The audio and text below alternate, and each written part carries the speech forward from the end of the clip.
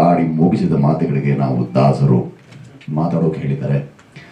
ಕೇವಲ ಉತ್ತೀರ್ಣರಾಗೋದು ಬಹಳ ಸುಲಭದ ಕೆಲಸ ಅಲ್ಲ ಅನ್ನೋ ಮಾತನ್ನು ಅಥವಾ ಸಂದೇಶವನ್ನು ಹೇಳಿದ್ರು ಜೊತೆಗೆ ಉತ್ತೀರ್ಣರಾಗೋದು ಎಷ್ಟು ಮುಖ್ಯ ಅನ್ನೋದನ್ನು ಬಹಳ ದೊಡ್ಡ ಸಂದೇಶದೊಟ್ಟಿಗೆ ನಿರ್ದೇಶಕರು ಹೇಳಕ್ಕೆ ಹೊರಟಿದ್ದಾರೆ.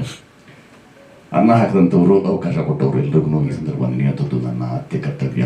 ಅವಕಾಶದಾತರಿಗೂ ಅನ್ನದಾತರಿಗೂ ವಿಶೇಷವಾದ ಆಭಾರ ಮತ್ತು ಮನ್ನಣೆಯನ್ನು ಅರ್ಪಿಸ್ತಾ ಭಟ್ರಲ್ಲಿ ಕೂತಿದ್ದಾರೆ. ಅವ್ರು ಮಾತಾಡೋಕೆ ಕಿವಿಯಾಗುವಂಥ ಮನಸ್ಸಿದೆ. ಕೇವಲ ಉತ್ತೀರ್ಣ ಅಂತಂದ ಕೂಡಲೇ ಸಂದೇಶ ಪರೀಕ್ಷೆಯಲ್ಲಿ ಉತ್ತೀರ್ಣರು ಕೇವಲ ಆದರೂ ಸಾಕಾಗತ್ತೆ ಅನ್ನೋ ಸಂದೇಶ ಈ ಸಿನಿಮಾದ್ದಲ್ಲ.